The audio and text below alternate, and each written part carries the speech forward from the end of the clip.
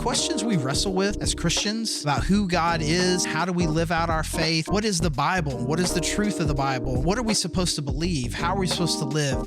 There are really big, deep questions that we ask each other, that we ask God, that we wrestle with ourselves. And that's why the Cultivate Podcast exists, to help us go deeper in our understanding of who God is, His Word, and the way that He's called us to live. Hey everyone, welcome to the Cultivate Podcast through the Grove Church. I'm Charlie Lofton, the lead pastor there, here with Abigail Boone, multimedia content creator for both the Grove and other clients. And others. If you would like to, if you need multimedia content created, you can go to a.booncreative.com. Or I think it's com. Say I that should again? know that. A.Boone Creative. A.Boone.creative.com. Yeah. So boonecreative.com, but Correct. with an A. A.Boone. Wow, I didn't know you could do that. Yeah, man. A.Boone. I think it's that. I haven't been on it in a little bit. Good luck finding I Abigail's updated on the website, back end. guys. If it's not, you can type in A Boone Creative and it'll pop up there on the first search. Start with the search engine. Yeah. From there. Well, we are still talking about soteriology, the study of salvation. And we spent some time just kind of talking a big overview of the gospel. Then we spent some time talking about the theory of atonement referred to that we believe, which is substitution. Right. And then we spent some time talking about whether or not you can lose your salvation. Mm-hmm. And then I suggested, as we were going through those two, that we're barely covering those two topics very well because there are a lot of other different theories of atonement, which surprised you. I didn't know there was multiple. And then when we talked about losing your salvation, I just kind of made a very affirmative case for it based on one passage, avoiding a lot of the other passages on it. And so I said we could come back to that. But first, after we did those three, we talked last week about the importance of the resurrection and salvation. So now we're going to come back around to what I said. It is important. We decided we're pro-resurrection. We like it. We think it's a good idea. We keep Easter going, guys, every year. But could we get it off of the lunar calendar? Just somehow. How do you know about the lunar calendar? Turn it into something closer to Memorial Day. It's like the third Sunday in April or the first Sunday in April. I don't like that with any of those things. I would like Christmas 100% doesn't matter what year it is. It's on the 25th. Well, why can't Easter just be on the day? Easter has to be on a Sunday. Yeah. Right? So why don't you? Right. Well, okay. I guess that makes sense. Right. So it needs to be on a Sunday. And these other ones, they're going to be on Mondays so that you can get the full does it have to be on a Sunday? Just because you Easter, say because we're going to church, that's why it has to be on Sunday? It's, and Jesus was resurrected on a Sunday, and it's He was? Yeah.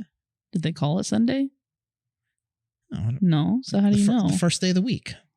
Well, that's Sunday. Are you sure? Am I sure Sunday is the first day of the week? No. Right in, sure guys. That's what they meant? And Abigail Boone at thegrovechurch.org. Tell her whether or not she's... Are you sure that's what they meant? They meant the day that we now call Sunday, yes.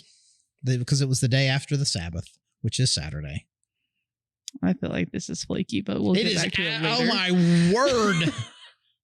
They just had such Next a different thing you know, world you're going to be questioning my math. You don't think that people understood a 7-day week? No, I think... Sure, I think they could have And they had a Sabbath every 7 days. Jesus, God created the world in 7 days. Pause. Lower your guns. 7 days. Lower. Creates the world in 6. Rests on the 7th. The 7th day is the Sabbath day, and then eventually we have English word names that we have for them. And the last day of the week is called Saturday. It's the Sabbath day, and then the first day of the week is Sunday. And so Jesus was resurrected. Map onto theirs? Jesus was resurrected the day after the Sabbath, the day that we would call Sunday. That's 100%. All right. 100%. Do our days map onto theirs? Can we say with 100% certainty that our Sunday is the exact same first day of the week from 2,000 years ago? I would imagine that smart people would say yes. Okay, so it's not 100%. But it is now how we have organized the week.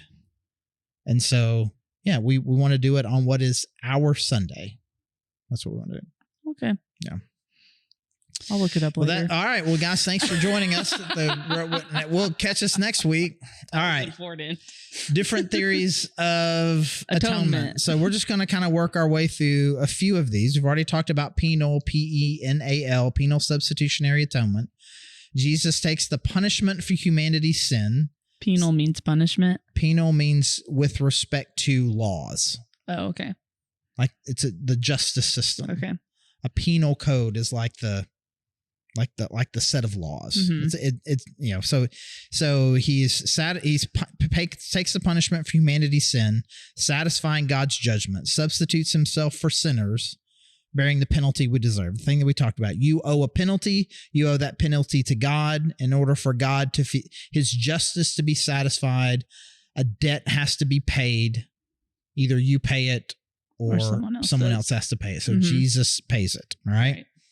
All right. So we got a few of these other ones. Christ the victor. Okay. Jesus' death and resurrection are a victory over the powers of sin and death and the devil. It's a cosmic triumph that liberates humanity from bondage. Right? So sin puts us in bondage, and Jesus just dominated it, and now we're free. Are you going to explain why you disagree with these? Because that sounded pretty good to me. Sounded pretty good. Yeah. All right. We'll keep going. Moral influence. Okay. Jesus' death is primarily a demonstration of God's immense love, designed to inspire humanity to repent, live righteously, and love God in return. Sound kind of runs a little short, but I mean, you like that one less. It's all true, but not the main point. But then salvation comes from my act of contrition, as opposed to the thing that Jesus did. Right. That's its biggest weakness. Okay. Ransom theory. Jesus' life and death is a ransom paid to Satan or to God in some cases to free humanity from the devil's dominion, which was gained through sin. So because you have sinned, you are now on the devil team. Okay. And in order to get you back, essentially you have willingly kidnapped yourself or allowed yourself to be kidnapped. Right. And now in order to get you back, a ransom has to be paid to get you back. Mm-hmm. I don't agree with that one. You don't like that one? Well, I don't think he's paying the debt to the devil. I think he's making up for God's standard. Like the devil is a player, but he's not the one who's paying back. The ransom theory and substitutionary atonement are two. They're close, right? I mean, something has to be paid to somebody, and why? Right. And those. I'm really excited what movies you're going to choose. Governmental theory. Oh, wow. Okay. Jesus' death upholds God's moral government and law, demonstrating the seriousness of sin to the universe so that God can forgive sinners without undermining his righteous rule. It is a public display of justice, not necessarily a direct payment of individual penalties. Oh. I don't like that. It just a little bit sounds like substitutionary atonement, but without applying to everyone. Well, without and taking kind of a little bit of taking God's bloodlust out of it. Right. Yeah. Right. Recapitulation theory. Woo. Jesus lives a perfect human life, fulfilling what Adam failed to do, and reverses the course of humanity's rebellion, culminating in his triumph over death. So he kind of redirects. Right, so, yeah. I don't think we were all going this way, and then we come back this way. I don't think that's true. Like that one? Okay. Well, we didn't become robots after the resurrection and all start doing good. Well, at least now we're now headed that direction because of what Jesus did. You now have the ability to do that. You could only do this. Now you have the possibility of doing this. All right. So here's what we're going to happen. Say that last one again. The R word. Recapitulation. Recapitulation. Yeah, you just got to redirect. He redirected. Okay. All right. So in the course of this discussion, we're going to look at kind of some deaths that have happened in various movies and books. Yay. And figure out kind of which one they align with, maybe to help us understand it a little bit. Will you say the name of the movie first so you don't spoil anything? So here's the thing. Now here's the thing I'm going to say. Here's some potential things that we might spoil today. But I'm the important one. Chronicles here, not the audience. Chronicles of Narnia. Okay. I don't really like this one. We got some Marvel here with Iron Man, and you've already referenced this last week. We got Black Widow, Spock in Star Trek 2. Are you familiar with that? Nah, but I don't care about that one. There are at least a couple of different deaths in Harry Potter that I feel like could apply. Sure. There's a couple of deaths in The Lord of the Rings that could apply. Okay, I don't care about that one. Some things in The Matrix, The Green Mile. Oh my gosh, what a good movie! A Tale of Two Cities. Right, we've got a few of these. Green Mile, Braveheart, right? Braveheart. I haven't seen them forever. Okay, so you just pick one. You pick one. Let's start with John Coffey. John Coffey. Okay, John Coffey. And all the flies come out of his mouth. Right. If you haven't seen that movie, you should see that movie. That's a really good movie. Great cast. All right, so John Coffey. A fairly innocent dude. So we've already got some Jesus parallels here. Mm-hmm. He's a complete innocent, and he unintentionally gets framed for a murder by, in fact, trying to bring life to the two girls that were murdered. Yeah, he was trying to heal them, and quote, I couldn't take it away. Right, is what he says. And throughout his life, after he's on death row, he heals at least two other people.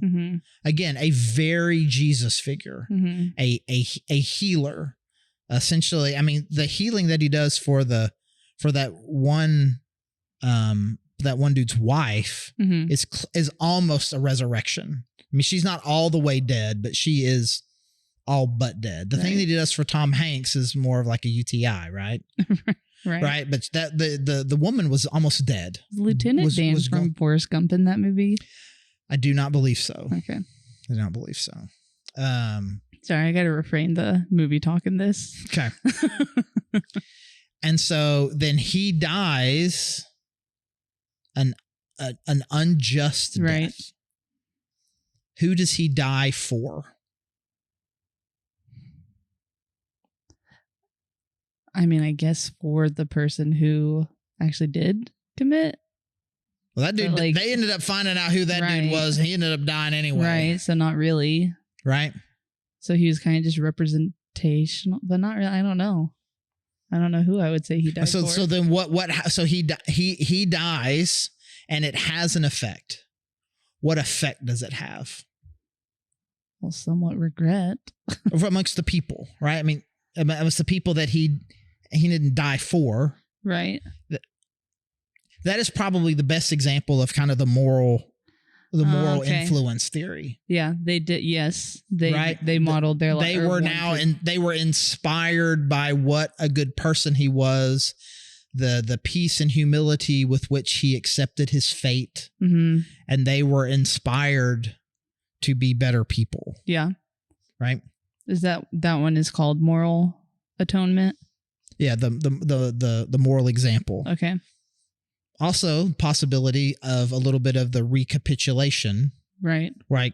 We're just out here living our lives this way, and then we see this, and it's like redirects us a little bit. It redirects us a little bit. Okay. All right. New capacity to live a different way. Yeah. Okay. Are you familiar with the Tale of Two Cities? I know it ish, but not so. I know they're like living parallel lives, right? Mm-hmm. I've never seen it, but I know I have heard about it multiple times. It's an old movie, isn't it? Oh, it's a Charles Dickens book. I mean, the base movie's on it, right? And so he dies for someone who he essentially dies for his doppelganger.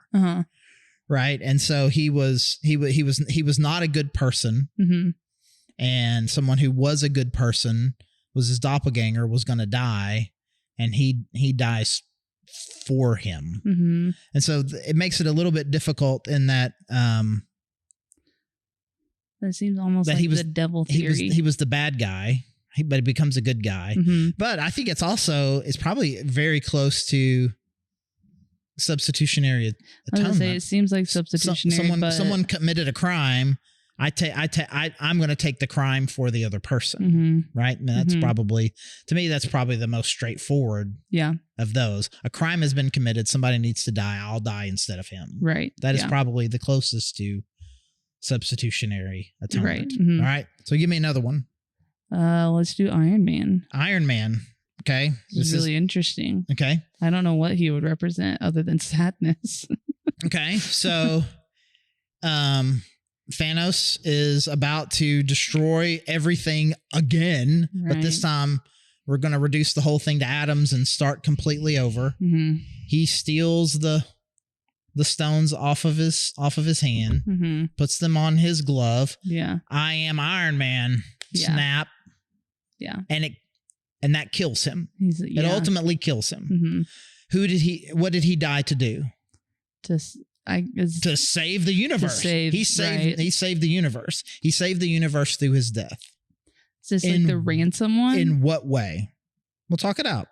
Well, I mean, he basically is dying so no one else is subject to the death that Thanos was going to have happen.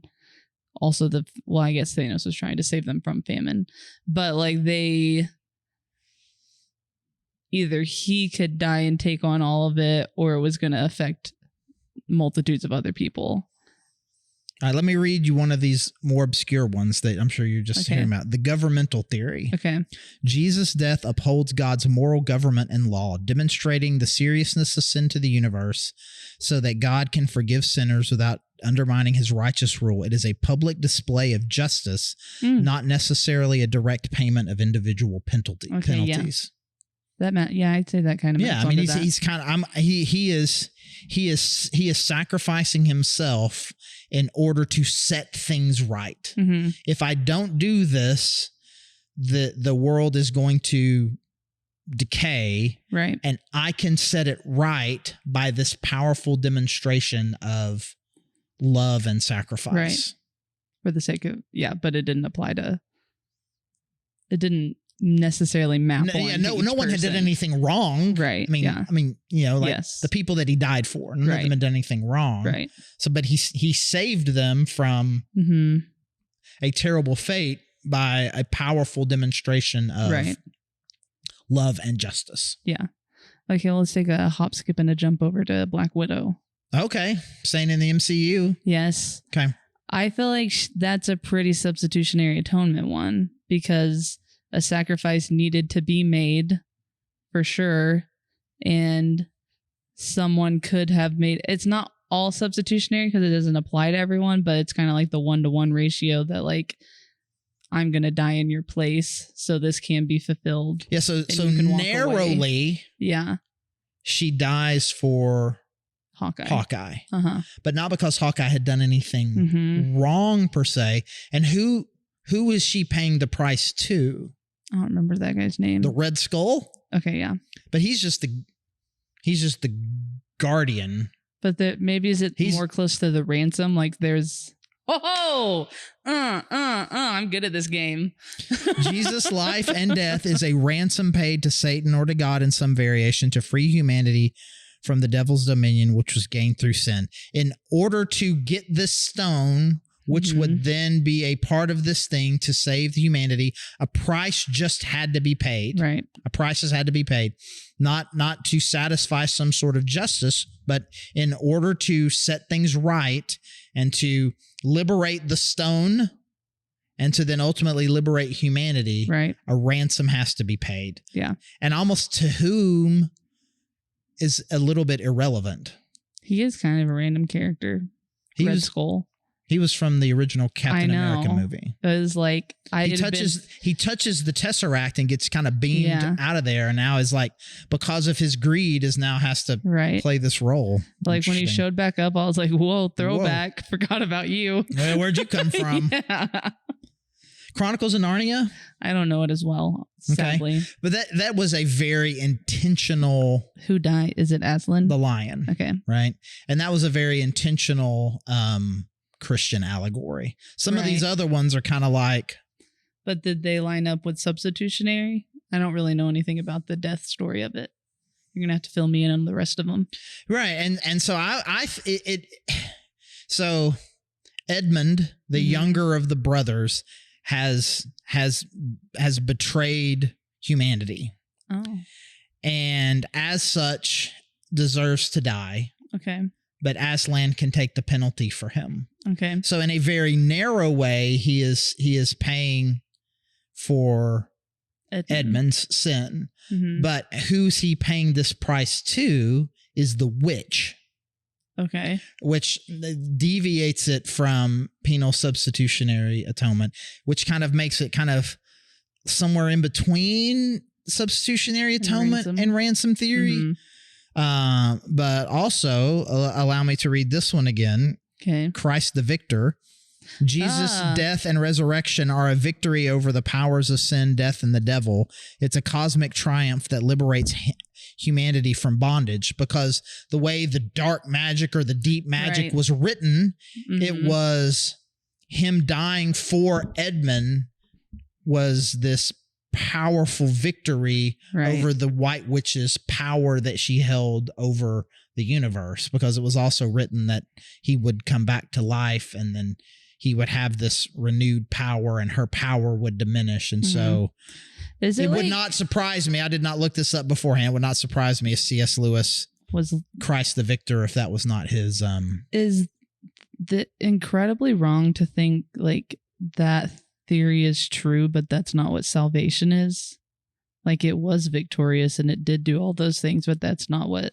One of the elders in our church, and because this is a public podcast, I won't say which one, is a big believer in that, what we believe at the church. But I remember him saying, is it okay for me to be an elder that I believe in substitutionary atonement, but it's not the only one I believe in? Yeah. That I believe that there are elements of these other ones as well. Mm-hmm. Right? Yeah.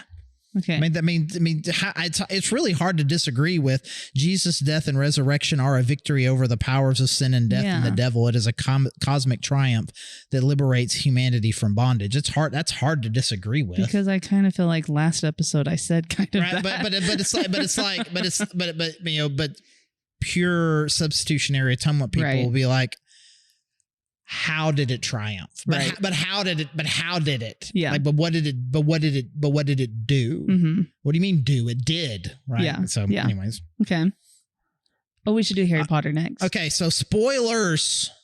I accidentally, this was like 5 or 6 years ago, from stage, apparently spoiled Harry Potter to somebody who was reading the book. And I don't know if you. Greg. Was that Greg? It was Greg. But it's hard. I mean, how do you spoil a 25-year-old book? But anyways, so spoilers here. So there are 2 significant deaths in Harry Potter. So turn it off, guys. Last chance. Dumbledore dies. Oh, I wasn't even thinking him. And Harry Potter dies. I wasn't even thinking him either. Who were you thinking about? Snape. That was a long suffering and a super symbolic death. But who did he didn't.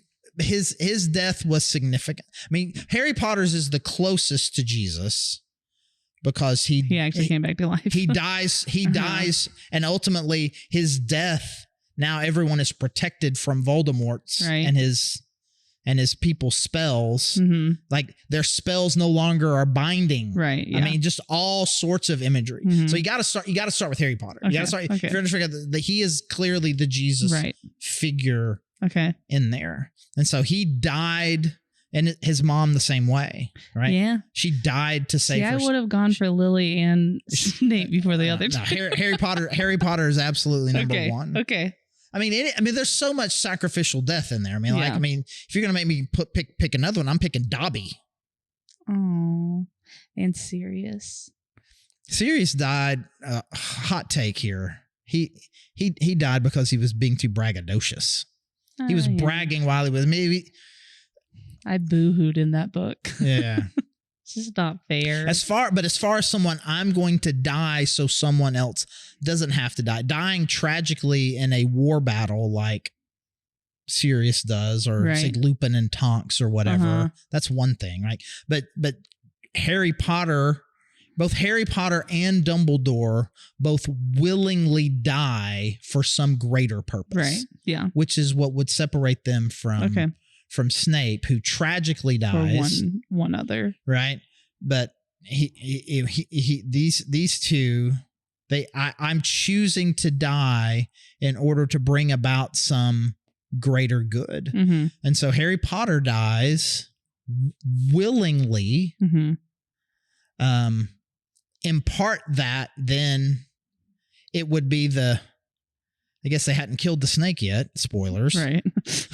Right. They are one step away from, I mean, his death wasn't going to be quite enough. Right. We still hadn't killed this. It gave them the potential. Maybe this is where the Christian imagery comes into it. It now gives them the potential to overcome. Wait, the snake happens after he comes back? The snake was the last Horcrux, and then Voldemort could be killed. Right.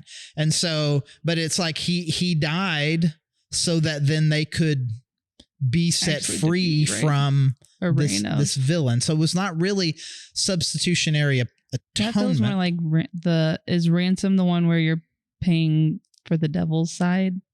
Right. Or the devil's ticket? Because he literally was a part of the bad. Yeah. So a suggestion here is Christ the victor. I'll read this to you.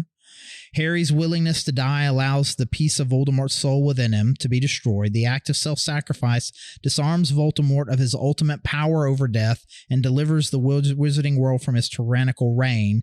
It's a direct consequence of evil and death. His return from the limbo state further emphasizes the victory over death. So it really was more just kind of again, the last enemy that shall be defeated is death. Right. And so it really does have that victory over evil and death to it more than substitutionary. Yeah.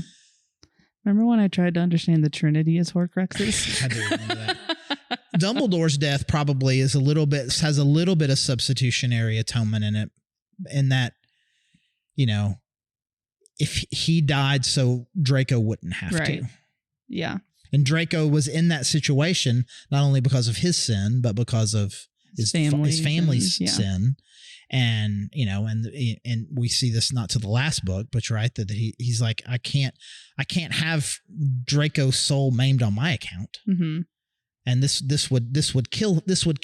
If I don't let him if I don't die, they're going to kill him. If I let him kill me, it will destroy his soul. And he and Snape together come up with this plan. So you could kind of, in a stretch, say that was the redirecting one too. His family had kind of the capacity to turn once Draco was spared, or his mom and him. Yeah, I mean, and it at least okay.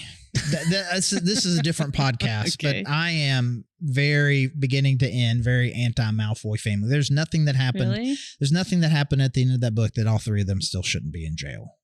Oh, well, for sure. All three of them should be in jail. But you were fine with them being a part of the story. Oh yeah, but there's no I would not say that they have a redemption arc. Even if you get into Cursed Child, see that play, there's still no thank you. Okay. All right. Okay. So anyway, those are some of our other theories, some of which we agree with but don't feel like are enough, some of which we kind of go and some of us like, well, no, not really, right? But there are some people that agree with one of them and don't agree with there are a lot of people in Christianity that feel that substitutionary atonement is really insulting God, to say that he is so bloodthirsty, I have to kill my son before I'm willing to forgive you. Well, isn't that what kind of not the exact same way, but Ransom is kind of like that.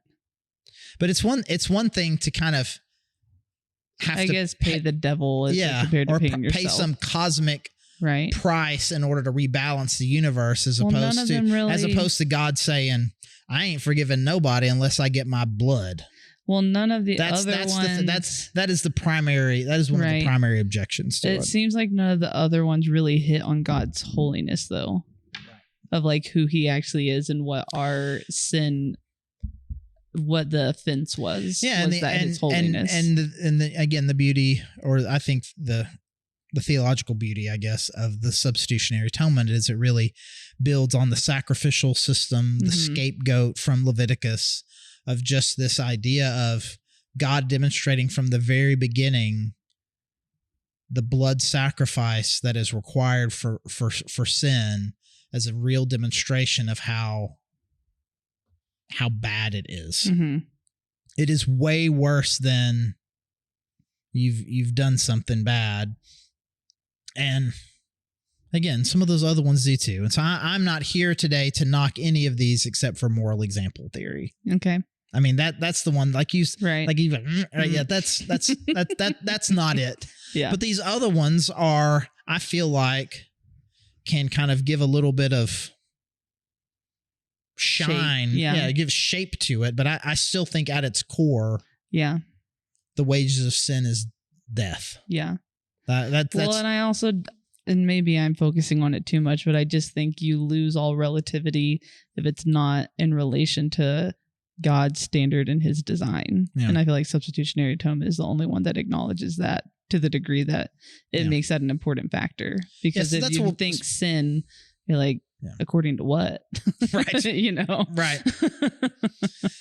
So that was a creative idea that I had. I love that. You can let me know. Did you write out those explanations, or is that on some website that where people also think like us? Well, no, I came up with the idea, and this is part of a back and forth between me and an AI Gemini? program. Yeah, okay, me and an AI program. It's like I had the idea, and I don't know. This sounds so, I don't know. It's going to sound really weird. But as I'm kind of going back and I'm kind of talking about it, I mean, at one point, Google Gemini says, "This is a fascinating exercise." You impressed it. I'm like, yeah, it is. That's the goal. Yeah, it is. To blow AI's socks off. Maybe I'm the first person to have thought of this. And so I get funny. some point somewhere in Google headquarters. That's funny. Anyways, I love that. Thank you so much for joining us. And again, if you have any comments or questions, you can always find us at info@thegrovechurch.org or thegrovechurch.org/connect. Send us questions, comments. We would love to hear from you. And also our website is a great place to find out more information about what we're doing on Sundays and ways you can get better connected. We would love to do that with you. So again, Abigail, thank you. And thank you guys for joining us.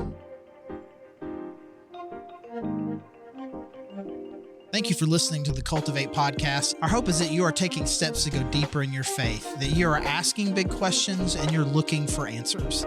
We hope that we can be a resource for you through our podcast and any other way that we can help you. You can find all our episodes anywhere that you can find podcasts, including YouTube. And again, thank you so much for joining us.